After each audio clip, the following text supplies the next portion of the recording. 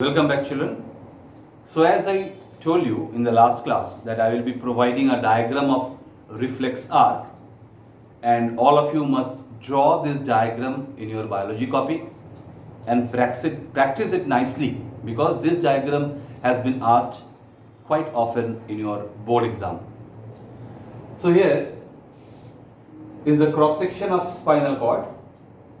In bracket I have written reflex arc because this whole thing represents the reflex arc. So in this cross section here you see, this is the central canal. This is the central canal which contains the CSF or cerebrospinal fluid. Around it, in this peripheral region, you can see surrounding this central canal, this region. This consists of the grey matter, where all the cytons are there, and at the periphery is white matter, which contains the axon. This is on one side dorsal root, and another side is ventral root. The dorsal root contains the sensory nerve, ventral root contains the motor nerve. Now what happens? The stimulus is received by this receptor, is carried quickly, and then through a connecting neuron, this is the connecting neuron, this message is delivered to the connecting neuron, and the connecting neuron, after receiving the stimulus, immediately sends a message through the motor neuron, through the motor nerve, to the effector organ, which can be a muscle or a gland, and the body responds immediately. So this is reflex arc. So all types of reflex action originates from spinal cord. That is why the response is so quick. Hardly any time to think of it. Because of this mechanism, it helps our body and protects the body from sudden changes in the environment which may be harmful to the body. For example, when you eat very fast, sometimes what happens? A food particle may enter the trachea, that is the windpipe, and the trachea might get blocked, which can be dangerous for the body. So immediately you start coughing, and that food particle is thrown out of the trachea. So there is no time to think that the message will be sent to the brain will send that yes, there should be some mechanism to throw the food particle out. No, immediate action is required, and then it is done through spinal cord with the help of reflex arc.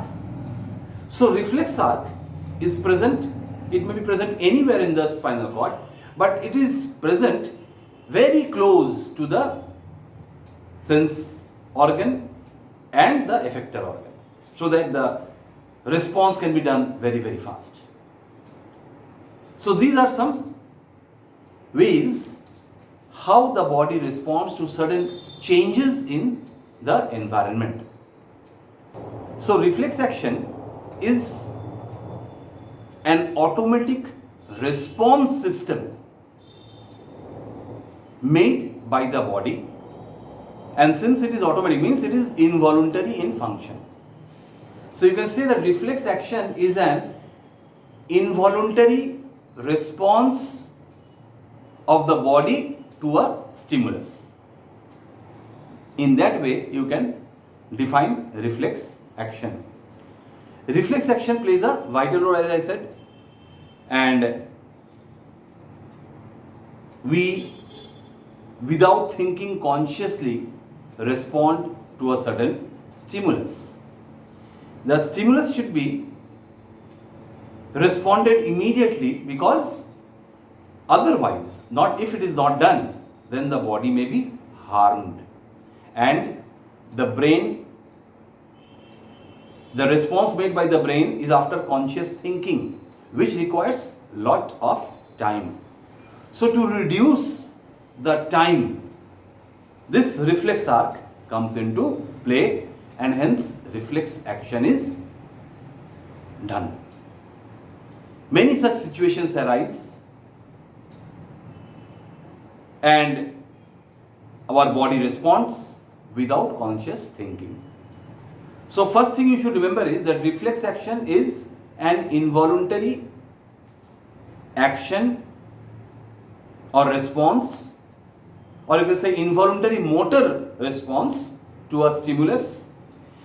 The spinal cord is the center of all reflex action, and whenever reflex action is done or reflex action is formed or shown, it is through reflex arc, which is placed or which is located in the spinal cord. Right, children? So we have come to the last part. Only one thing is left, that is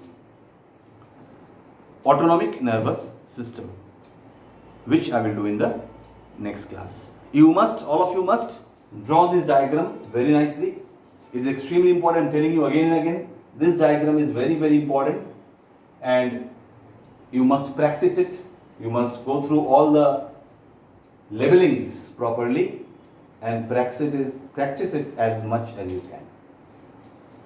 So thank you for today. Tomorrow we will do the remaining part. Thank you.